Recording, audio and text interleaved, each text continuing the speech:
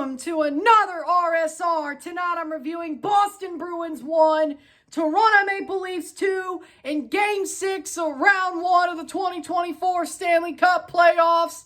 Leafs win and force a Game 7 on Boston's ice on Saturday night. This is how it had to be. If they were going to finish the story, whoa, and slay the dragon, this was how it had to be. 3-1, they ain't dead yet. No. People pronounced them dead, but their brain was still working. And they're awake now. And the Bruins, they've seen a ghost. Listen, it ain't over till it's over. And there's 60 minutes, at least, to decide when it's over. This has happened before, but you know what? I knew it was going 7. I woke up today and said, you know what? Hell, when they won 5, I was pretty sure. But I was like, you know what? They're winning Game 6. There ain't no way they're losing in 6. No, they're going to 7. We'll see what happens then, but they're winning tonight. Maybe they shouldn't have let us win tonight. Like Kevin Millar said, you let us win this one, anything can happen in Game 7. Should have listened to your own legend, boys. Your own city legend. Goals were scored as follows. In the first period, nothing. Joseph Woll's a brick wall. The Leafs have a 13-2 shot lead, and they didn't score. At least in Game 5, they scored. While still beating the hell out of them in shots in the first period. They did not score here. Scared me. Second period, William Nylander with seconds left on the clock in the period. 19:05 elapsed. They don't want none. Liljegren and Riley assist Nylander. Nylander with a freaking snipe. Near side top shed. Beats Swayman for the first time from distance, for the first time I've ever seen. 0-1. Leafs lead 1-0. Willie with a snipe, a phenomenal snipe from Willie Styles. Swayman don't want none. And guess what? In the third period, he still don't want none. Nas and Riley get it to William. Nylander, he's streaking all alone. All he has to do is go forehand, backhand, 5-hole. Now that's more like it, greasy-wise. 17:47 elapsed in the period. 0-2. The Leafs have a 2-goal lead with minutes to go. And good thing he scored, because guess what happens with 0.2 seconds left on the clock? Woll loses the shutout to Morgan Geekie. He pots one home as the Leafs were basically celebrating the win. You don't like it, but it is what it is. The Leafs let one in. Joseph Woll loses the shutout with 0.2 seconds left. 1-2, and that's the way it would end. 1-2, but the Leafs lead this, well, not lead the series, but they tie the series 3-3.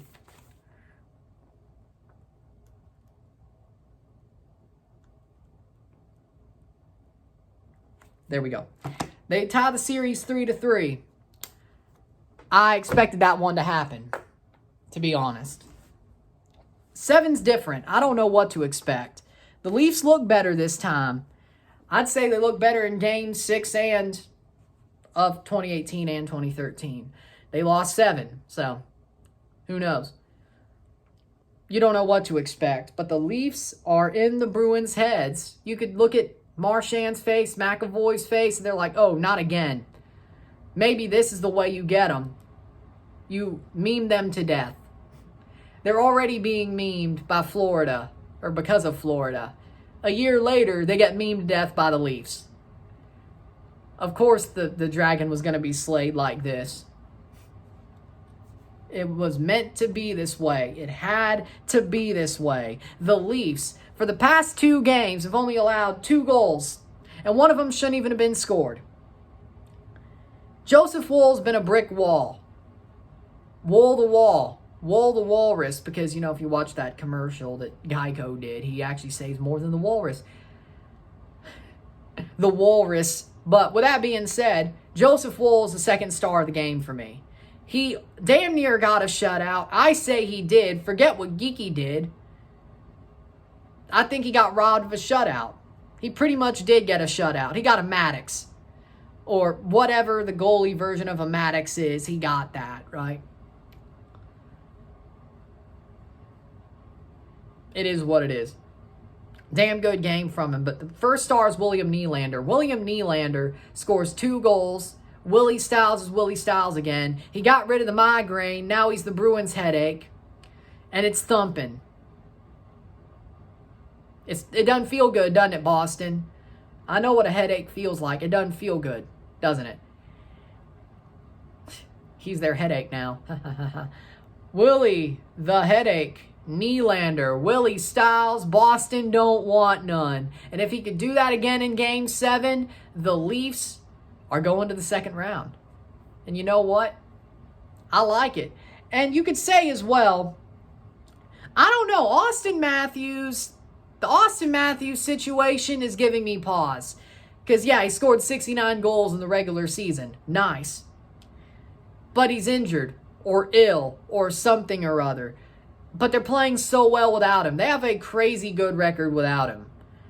Do we have him play if he's less than 90% on Saturday?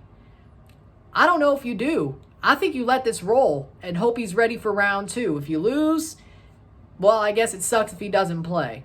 If he does play and they lose, you're like, well, it was already rolling for 2 games and he wasn't playing.